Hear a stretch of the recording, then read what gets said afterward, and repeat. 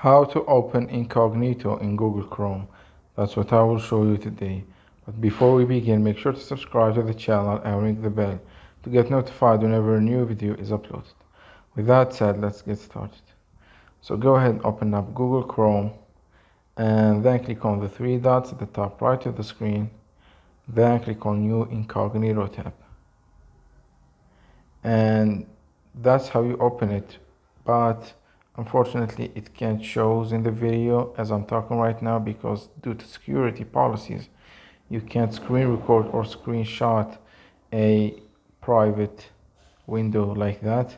But essentially, it works the same way as the normal Google window, but there will be no history or cookies or any stuff like that registered, meaning that you can browse and other people won't know. Just when you close the window, everything will disappear and nobody will be able to see what you've been browsing.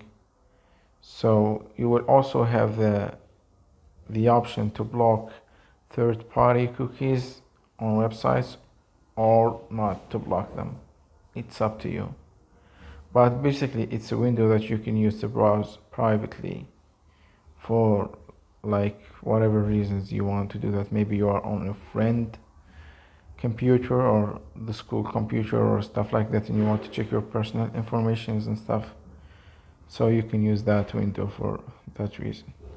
So that was it for this video. That's how you can open Incognito tab or window on Google Chrome. If you have any questions, please leave them in the comment section down below. With that said, see you in the next video.